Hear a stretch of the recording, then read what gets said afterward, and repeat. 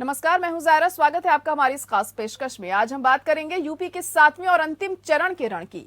उत्तर प्रदेश के 6 चरणों में 349 विधानसभा सीटों पर चुनाव अब खत्म हो चुके हैं और अब बारी अंतिम और फाइनल चरण की है।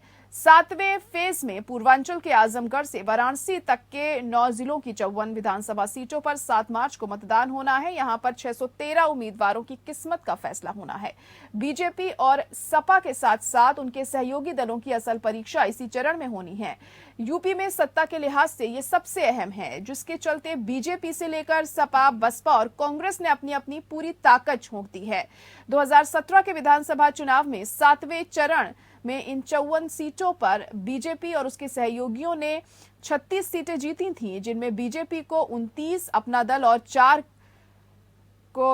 और सपा को 3 सीटें मिली थी। वहीं सपा ने 11 सीटें, बसपा ने 6 सीटें और निषाद पार्टी ने 1 सीट जीती थी। कांग्रेस खाता भी नहीं खोल सकी थी। हालांकि इस बार ओम प्रकाश राजभर ने बीजेपी से नाता तोड़कर सपा के साथ हाथ मिला लिया है, तो निषाद पार्टी ने बीजेपी से गठबंधन कर रखा है। हालांकि इस बार पूर्वांचल की जो सियासी हालात हैं थोड़े बदले हुए हैं। छोटे दलों में सुबह सपा ने इस बार समाजवादी के साथ मिलकर चुनावी मैदान में उतरी है। 7वें चरण में बसपा का भी अपना अच्छा खासा जनाधार है, जिसके दम पर जीत के आस वो भी लगाए हुए है। 7वें चरण में जिन सीटों पर चुनाव है, वहां पर 2017 के विधानसभा चुनाव को छोड़ दें तो जातिगत समीकरण 90 के दशक से हमेशा प्रभावी रहे हैं। राजनीतिक विश्लेषकों की माने तो आखिरी चरण के चुनावों में सपा और बसपा के साथ साथ राजभर, संजय, निषाद और अनुप्रिया की परीक्षा होनी है। पूर्वांचल के इस फाइनल जंग में सभी पार्टियों ने अपने दिग्गजों को चुनावी प्रचार में पूरी तरह से उतार दिया है और आक्रामक तौर पर सभी प्रचार कर रहे हैं। पीएम मोदी समेत बीजेपी के तमाम दिग्गजों ने भी पूरी ताकत झोंक दी है। अखिलेश यादव, प्रियंका और बसपा के अलावा छोटे दल भी अपना पूरा जोर लगा रहे हैं। बीजेपी पूर्वांचल के जिलों में माफिया राज के मुद्दे के जरिए जनता को साधने की कोशिश कर रही है, क्योंकि पूर्वांचल के जिले, खासतौर पर मऊ, गाजीपुर में 7वें चरण में मतदान हो रहा है। वहीं विपक्ष बीजेपी के 5 साल के कामकाज पर सवाल खड़े कर रहा है। रोजगार, महंगाई और आवारा पशुओं का मुद्दा गरमाया हुआ है। सुबह सपा के अध्यक्ष ओम प्रकाश राजभर का वोट बैंक भी इसी चरण में बताया जा रहा है। वह खुद गाजीपुर की जहूराबाद विधानसभा सीट से चुनाव लड़ रहे हैं। पिछला चुनाव भी वो यहीं से जीते थे। जौनपुर की मलहनी सीट से बाहुबली धनंजय सिंह जदयू से चुनाव लड़ रहे हैं। इन चुनाव में जीत या हार उनका राजनीतिक कद तय करेगी। कहा जाता है कि यूपी विधानसभा के लिए रास्ता पूर्वांचल से होकर जाता है। यहाँ की जनता ही राज्य में किसकी सरकार बनेगी ये तय करेगी। राज्य का इतिहास भी रहा है कि ज्यादातर मुख्यमंत्री अभी तक पूर्वांचल से ही बने हैं। अंतिम चरण में क्या है सियासी समीकरण, किसके दावों में है कितना दम, जातीय फैक्टर कितना होगा कारगर और छोटे दल क्या निभा पाएंगे अहम भूमिका, इन तमाम बिंदुओं पर करेंगे विश्लेषण। तो 7वां और आखिरी चरण सोमवार यानी कि 7 मार्च को है और इस आखिरी चरण में फतह पाने के लिए तमाम पार्टियों ने अपना पूरा जोर लगा दिया है। वाराणसी में आज प्रधानमंत्री नरेंद्र मोदी जनसभा करेंगे। कल उन्होंने यहीं पर रोड शो किया था। कल अखिलेश यादव का भी रोड शो वाराणसी में हुआ। रात में 8 बजे से 10 बजे तक ये रोड शो रहा। उस दोनों ही रोड शो में हमने देखा कि काफी तादाद में भीड़ जुटी थी। और आज हम चर्चा भी करने वाले हैं इसी खास मुद्दे पर। मेहमान हमारे साथ जुड़ चुके हैं। रमाकांत मिश्रा जी हमारे साथ जुड़ चुके हैं, जो कि बीजेपी नेता हैं। इसके अलावा सत्येंद्र यादव जी सपा से हमारे साथ जुड़ गए हैं और जावेद अहमद जी भी हमारे साथ जुड़ चुके हैं, जो कि स्पोक्स पर्सन है कांग्रेस के। आप सभी का बहुत स्वागत है हमारे खास प्रोग्राम में। रमाकांत मिश्रा जी, आप ही के पास पहले आऊंगी कि अब मौजूदा हालात हम देखते हैं, अगर लगातार पुरजोर तरीके से तमाम पार्टियां जोर शोर से प्रचार प्रसार में जुटी हुई हैं और कहा जाता है कि उत्तर प्रदेश की विधानसभा का रास्ता पूर्वांचल से होकर गुजरता है, तो ऐसे में क्या लगता है कि कितना ज्यादा फायदेमंद आपके लिए ये जो प्रसार हो रहा है, चाहे प्रधानमंत्री नरेंद्र मोदी की बात कर लें, हम अमित शाह की बात कर लें, अलग अलग इलाकों में पहुंच रहे हैं, लोगों को साधने की कोशिश कर रहे हैं, क्या पिछली बार वाला ही रिजल्ट इस बार भी हमें देखने को मिलेगा? आपकी पार्टी से क्या उम्मीदें? जी, निश्चित तौर पर देखिए, यहाँ पर जो यूपी में 7वें चरण के चुनाव जितने भी अभी तक हो चुके हैं, 6 चरण के और 7वां चरण होने वाला है, निश्चित तौर पर हर एक चरण महत्वपूर्ण है, इसमें कोई दो मत नहीं है। हमने यूपी का विकास जिस तरह से निष्ठा के साथ, साफ नियत के साथ और स्पष्ट नीति के साथ हमने किया है, ये बिल्कुल प्रदेश की जनता के सामने में है। और जहां तक बात है प्रचार प्रसार की, निश्चित तौर पर आज अंतिम दिन है प्रचार का और जब प्रधानमंत्री खुद रोड शो जो है कल उनका था बनारस के अंदर में 8 विधानसभा क्षेत्र है, जिसमें हमने 2017 में 6 और जीत हासिल की थी, अपना दल ने 1 और SBSP ने जो है सो 1 हासिल की थी। तो निश्चित तौर पर वही इतिहास दोहराने की बात है और हमें बिल्कुल आशा है। और जो यूपी की जो जनता है, जो प्रदेश की जनता है, निश्चित तौर पर जो चिंतन मंथन करने के साथ जो विकास के एक प्रोजेक्शन हम लोगों ने वहां पर तैयार किया है, जो माफिया राज, जो गुंडा राज वहां पर पहले था, वो आज हम देखते हैं जो कि ना के बराबर है। अगर आप देखेंगे, अगर गुंडा राज है तो निश्चित तौर पर वो जाकर के खुद ही थाने में सरेंडर कर रहे हैं। कौन सा ऐसा स्टेट है, अगर उदाहरण के तौर पर अगर देख लें, जो वहां पर अपराधी खुद ही जाकर के सरेंडर कर रहे हैं। तो इस तरह की जो बात हुई है, इस तरह का जो बदलाव हुआ है, निश्चित तौर पर यूपी को और आगे ले जाने के लिए प्रतिबद्ध है। जहां तक बात है भाजपा की, वो निश्चित तौर पर डबल इंजन की सरकार है और डबल इंजन की सरकार में जिस तरह से लाभार्थी योजनाओं को हम लोगों ने जमीन पर उतारा है, पहले लाभार्थी योजनाओं को बिल्कुल ही जमीन पर नहीं उतारा जाता था, लेकिन आज अगर हम उस चीज को जमीन पर उतारे हैं तो लोग उससे लाभान्वित हुए हैं और लाभान्वित हो भी रहे हैं। इसी प्रक्रिया को आगे करते हुए जो 2017 के बाद जो 2022 का चुनाव है, ये सबके लिए महत्वपूर्ण है। जी बिल्कुल, बहुत महत्वपूर्ण है। और जैसे कि आप तमाम योजनाएं बता रहे हैं यहाँ पर और कितना लाभ उसे जनता को पहुंचा है, और ये नतीजों के बाद स्थिति स्पष्ट हो जाएगी। और अगर वाकई में इतना ज्यादा विकास कार्य आप लोगों ने किए हैं, रिजल्ट में साफ हो जाएगा। सत्येंद्र यादव जी, आपको क्या लगता है, क्योंकि आप लोगों ने भी इस बार पूर्वांचल की सीटें साधने में खूब कोशिश करी है। अखिलेश यादव जगह जगह गए हैं, लोगों से मुलाकात करी है, उन्होंने जनसभाएं की हैं, और जो एक सोशल इंजीनियरिंग हम पिछली बार बीजेपी की तरफ से करते हुए दिखाई दे रही थी, वो आप लोगों ने भी इस बार खूब करी है, ऐसा माना जा रहा है। तो इस बार आपको कितनी उम्मीदें? देखिए, ऐसा है कि इनकी जितनी भी बोगस योजनाएं जो दिल्ली से शुरू होती है, लखनऊ आती है, फिर लिखापढ़त होती है, फिर उनको पर्चियां बना के इनकी क्षेत्र में जाते हैं। बनारस की अगर हम बात करते हैं तो बनारस में जो गांव प्रधानमंत्री जी के गोद लिए हुए, तो कहते हैं गोद लिए गांव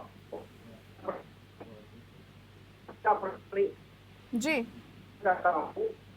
कि ये जो बोगस योजना है, चाहे आयुष्मान ले लो, चाहे इनका 2 करोड़ नौकरियां ले लो, चाहे 15 लाख वाला, काले धन वाला, हवाई चप्पल वाला, हवाई जहाज में, जितना आप मतलब अगर हम लिखने बैठ जाएंगे, ये लोग योजना लॉन्च करते हैं, फिर वापस मुड़ के भी नहीं देखते कि हमने क्या बोला था आज से 1 साल पहले। इन 5 सालों में बोगस योजनाएं लॉन्च की गई, और जब योजनाएं इन्होंने कोई पूरी नहीं कर पाई तो माननीय अखिलेश यादव की कोई योजना पकड़ के उसका फिर से भीतर काट दिया। जिस तरह से बंगाल में भी जो है ममता जी ने प्रधानमंत्री जी को बता दिया था ऑनलाइन कि ये हम ऑलरेडी लॉन्च कर चुके हैं, इसका उद्घाटन हो चुका है, अब इसका बार बार प्रधानमंत्री जी उद्घाटन मत करिए।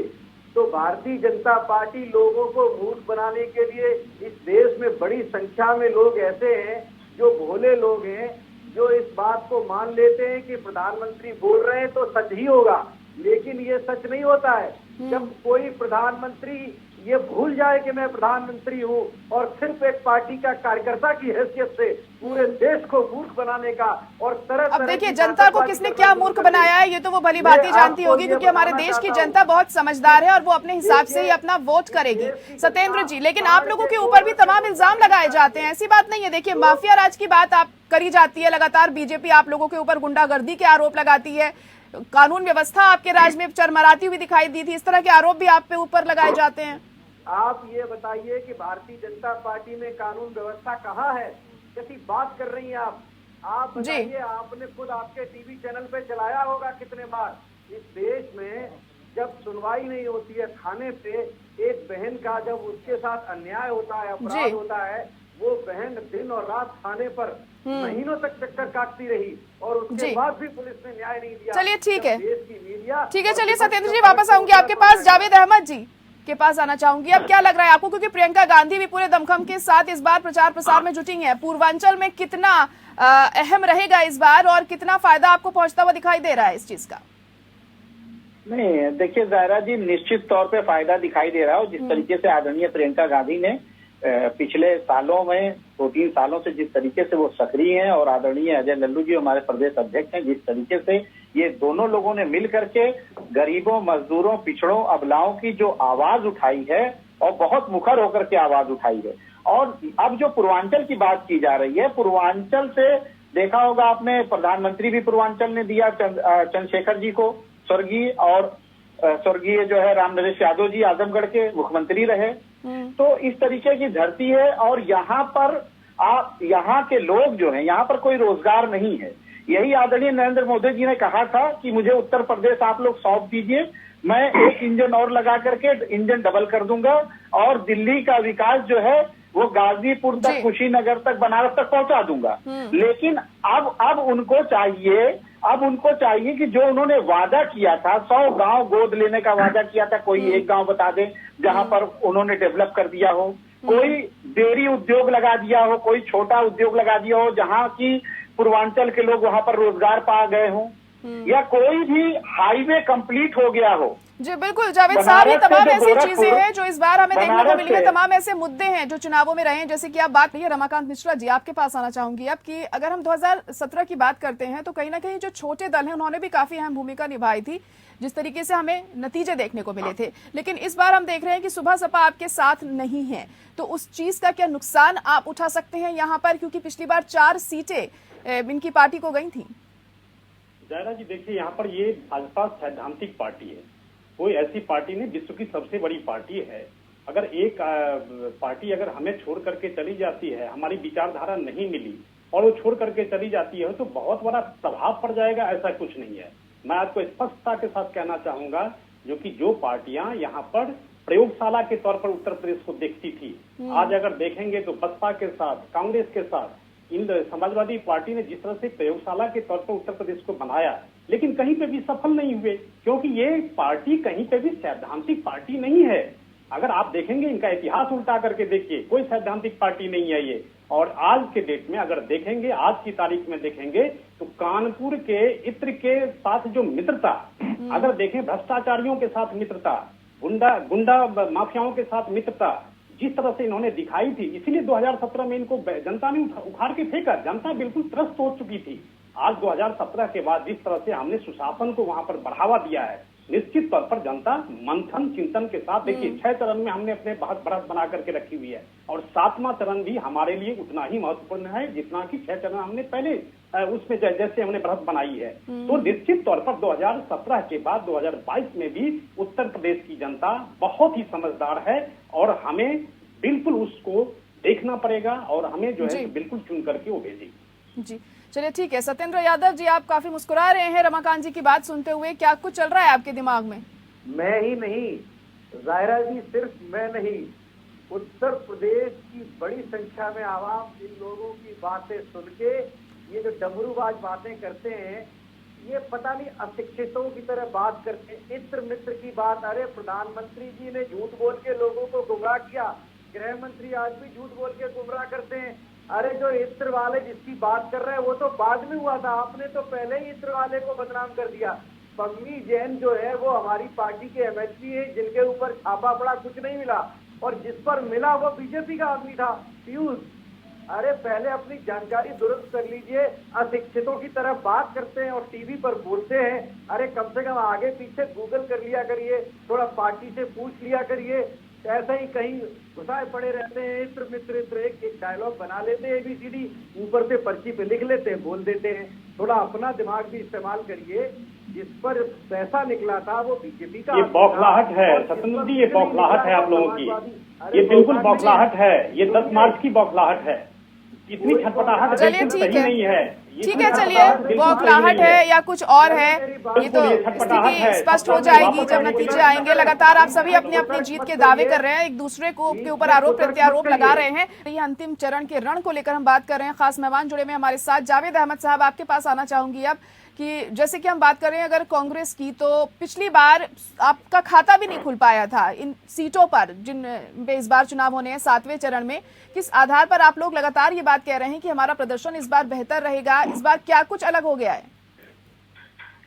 देखिए, आधार बहुत साफ है। आधार बहुत साफ ये कि जो जुमलेबाज सरकार थी उसने अपनी जुमलीबाजी में, आपने देखा होगा, हर जगह कहते हैं कि हमारा लॉ एंड ऑर्डर बड़ा अच्छा है, लेकिन जब हाथरस की बात आती है, उन्नाव की बात आती है, लखीमपुर खीरी की बात आती है, या मनीष गुप्ता को मार दिया जाता है गोरखपुर में, आगरा में अरुण वाल्मीकि को मार दिया जाता है, तो इन्होंने देखा जाए तो हर वर्ग के लोगों को, चाहे अल्ताफ की मौत रही हो, चाहे अरुण वाल्मीकि की मौत रही हो, चाहे मनीष गुप्ता की मौत रही हो, इन्होंने लगभग अपने नारे के विपरीत काम किया। कहते हैं सबका विकास करेंगे, लेकिन विकास किसी का नहीं किया इन्होंने सबको परेशान किया। इनके रिजीम में आपने देखा 700 किसानों की मौत हो गई, ऐसा कभी इतिहास में किसी गवर्नमेंट में नहीं हुआ। इनके मंत्री के पुत्र ने रौंद दिया, उसमें पत्रकार भी एक रमन कश्यप मारा गया। इस तरीके का कभी बर्बरता नहीं हुई। तो जो इस तरीके की चीजें हैं, और वहां पर जिस तरीके से आदरणीय प्रियंका गांधी एक महिला, एक लड़की होने के बावजूद जिस तरीके से उन्होंने कमान संभाली और हर पीड़ित के यहाँ जाने का काम किया, और जिस तरीके से उन्होंने मैनिफेस्टो जारी किया, 40% महिलाओं को टिकट देना, उनको सशक्तिकरण करना, या भर्ती विधान लाना, जॉब कैलेंडर लाना, एक अपने आप में बड़ी चीज है। आप देखिए, अगर इन लोगों की डबल इंजन की सरकार इतनी अच्छी चल रही थी तो ये हमारे जॉब कैलेंडर की ही कॉपी कर लेते, लेकिन इनको रोजगार तो देना नहीं है। ये बात सिर्फ करते हैं बहकावे की। बाबा भोलेनाथ की कल धरती पे जो बात हो रही थी, तो बाबा भोलेनाथ ने आपको 2014 में आशीर्वाद दिया, भर भर के 17 में दिया, 19 में दिया, तो भैया आप कुछ तो दिखाते बाबा को, जो उसको आपका रिटर्न गिफ्ट मिलता। आप जिन गोदौलिया की गलियों में, लहुरा बीर की गलियों में आप कल रैली कर रहे थे, उन गलियों की नाली और वहां के तार तो हटवा देते, लेकिन ऐसा कुछ नहीं हुआ है। बनारस में केवल और केवल ठीक है जावेद साहब, रमाकांत जी से पूछ लेते हैं। रमाकांत जी, एक सवाल करके सर्किट हाउस तक का, बस ठीक है। चलिए रमाकांत जी, देखिए कल रोड शो किया प्रधानमंत्री नरेंद्र मोदी ने भी वाराणसी में, और अखिलेश यादव ने भी कल रात रोड शो किया था, लेकिन दोनों ही रोड शो में भारी तादाद में हमें भीड़ जुटी थी। और इससे पहले देखा जाता था कि प्रधानमंत्री नरेंद्र मोदी की जो सभाएं होती थी या रोड शो होते थे उसमें भी बहुत ज्यादा भीड़ जुटती ही आई है, लेकिन अखिलेश यादव की हमने रोड शो में भी देखा कि बहुत ज्यादा भीड़ जुटी थी, लोग जुटे हुए थे। तो आपको नहीं लगता है कि इस बार एक बहुत तगड़ा मुकाबला यहाँ पर होने वाला है? जो आप लगातार ये बात कहते आए हैं भारतीय जनता पार्टी के लोग कि हम इस बार भी प्रचंड बहुमत से आएंगे, तो क्या लग रहा है आपको, कैसी कांटे का मुकाबला इस बार देख रहे हैं?